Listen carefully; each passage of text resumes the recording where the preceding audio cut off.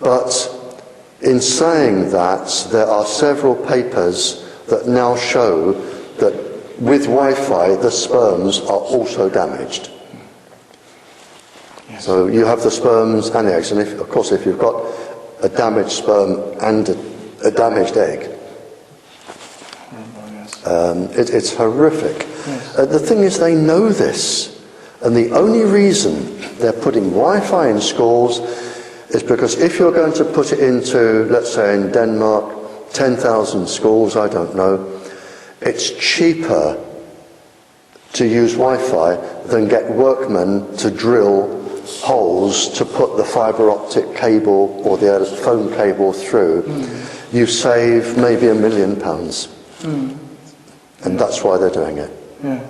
And it's cheaper now to save £1 million and have genetically damaged children in 35 years' time. I also heard already more than 10 years ago that don't give a cell phone to your children. That's true, yep. Because why is it especially dangerous? Well, children are growing. The nervous system is growing. The bones are growing. The immune system is growing. The brain is growing. Everything in a child is growing. And if you put microwaves through growing parts of the body, you can affect the growth. You can deform the bones. You can alter the chemistry of the bone marrow that makes the immune system. You can affect the way the brain works. And these are growing, so if you change it, it's going to be changed for life, unless it can repair itself.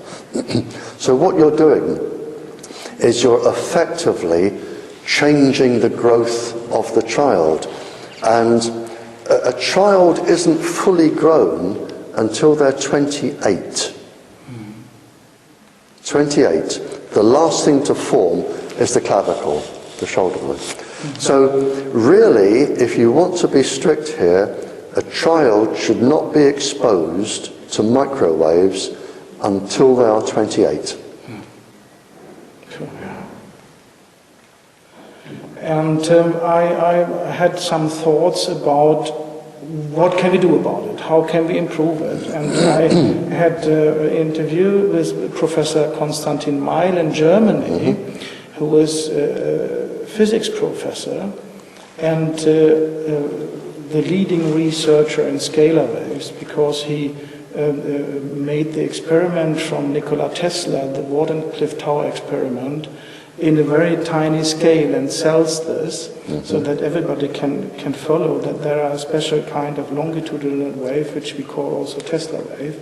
And he said to us, if the cell phone industry would use only scalar waves to communicate with people in a cell phone, then you have a kind of peer-to-peer connection directly from the ringer to the receiver. And because it is a longitudinal wave, it is not going around anywhere, making no electrosmog, and making it more healthy. And nobody can eavesdrop on it, because this is not a transversal wave going everywhere, but only between those two persons. So the secret services can't listen to us any longer. And he says, in this scalar wave, you can transmit enough energy to the cell phone that you don't need a battery. Because scalar waves have a lot of over-unity effects, because they collect the neutrinos on their way.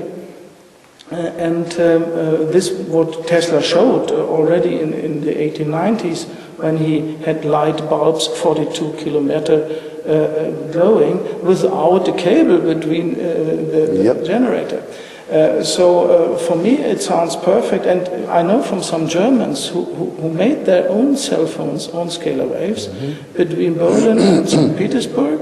It was worked perfectly, and then the guy went from St. Petersburg to Australia, so it was through the earth, and it was perfect connection, no battery needed.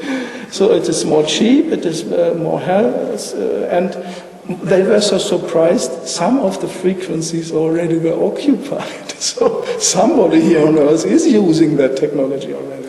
I mean, if that works, it'll be brilliant. Yeah. If that works, it will be brilliant when it comes in. But as you said yesterday, it may be 20, 30 years before the whole system is up and running. Yeah. And the mobile industry, they're still putting up their transmitters, so they're not going to take them all down at the moment. Yes. But I mean, you're right, if it does work, it's brilliant. But if you say the Secret Service can't listen in, I can't see him getting a license to do it, because the beauty for the Secret Service is that they can watch, listen, and check every single person in the country.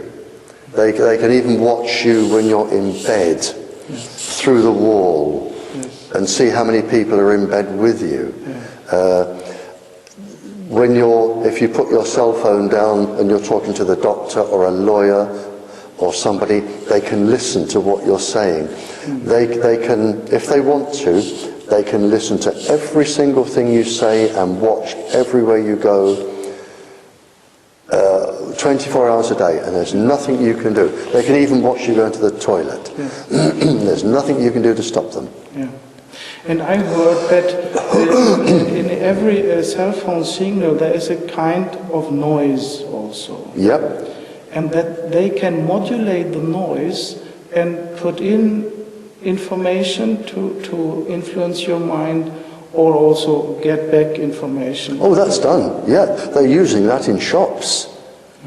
And a shop was taken to court, and it was in the United States. With this system and using auditory hallucination or synthetic hallucination, a shop was targeting people coming into the shop. And the inventor was told that it would only be used to stop people shoplifting. That when they came in, if they wanted to stop them shoplifting, they would send a message saying, "We're watching you, don't steal that." But as soon as the inventor finished, the shops and maybe the governments, but somebody said, "Well, hang on, if we change the message, instead of saying don't steal that, buy it, we will make a profit." And a shop made, I think it was $600,000 using this in 9 months, and they were taken to court. But the government argued, from the transcript I had, the government argued that the system was harmless and no laws were being broken. It is not against the law to send somebody a message. And it was not a subliminal message, it was auditory, synthetic telepathy. They're arguing that it's like music. The message goes into the brain and you hear music. And the lawyers couldn't find a charge because it wasn't against the law. And the government scientists said, well, as far as we're concerned, all of this is safe. Because they use it, they have to say it's safe. And since then, it has spread to other big chain stores. And we don't know now how many chain stores are using this. But now there are big chain stores and fast food outlets that are targeting certain people to encourage them to spend more money. And that's amazing. And you think, well, we're back to where we started. I mean, what else can you ask them to do? Supposing, the owner of a shop gets one of these devices and takes it home. And however the message is sent, maybe from a tape or it'll be electronic voice these days, supposing the owner sends the message through the wall to his next door neighbour, saying, I admire you, come and sleep with me, or move because you're not wanted here, or you can send it across the street. I mean, somebody's only got to buy one of these and start using it for their own devices, and then we're back to where we started, where you've got people hearing voices and they're getting confused. When they modulate this information on the carrier wave, do you know whether they modulate the amplitude or the frequency? They can do either. They can do either. If you modulate the amplitudes, you will get more energy. If you modulate the frequency, you will get more vibration. You can do either. If it depends on the energy, you'll probably end up doing both. But you would, with the noise, you can also put in anything from the 1 to the 600 pulse frequencies as well.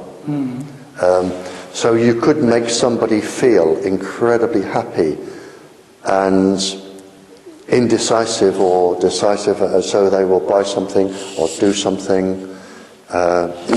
You can also put in the pulse frequencies. And shortly before the Olympics in London now, you gave a fantastic interview to Lars Drygård from Denmark. Oh yeah, I remember that. And you touched the Olympic Games and said it would be perfectly easy to support a sportsman. It's so easy, I could do it. Yeah. It is because of the known frequencies. If you target somebody, and this comes from, I will say, an intelligence case. There was a researcher who was murdered. I will say murdered, but it wasn't proven. But everyone knows he was murdered. He discovered something, and for what he discovered, he was murdered. And somebody from this country contacted me to say, do you know what he was working on? Do you know the pulse frequencies? Do you know everything? And I said, well, yes, as it happens, I do, because I've been reading about that recently. And they said, would you make a statement, because he's dead, he can't appear in court, would you make a statement for the court? And I said, yeah. So I wrote an enormous statement with the evidence, sent it to the country. And it was to do with targeting ministers of the government with pulse frequencies. Because if you have a minister that is going to make a crucial decision, and you can target them, you can probably make them change their minds. It's very easy. And at this time, the Olympics were on, and somebody said, could Olympic athletes be targeted? And I said, easily. From any transmitter, straight through the wall to their bed when they're sleeping. And all you have to do is target them with a specific pulse frequency that will make them lethargic, disinterested. It's easily done, very easily done. Maybe feeling a little bit fluey. And all you have to do is take away the ability to slow them down by maybe a second. That's all you need. Slow them down by a second or two. You can even do it whilst they're running. You can do it from a block of flats whilst they're running. You can just target the brain.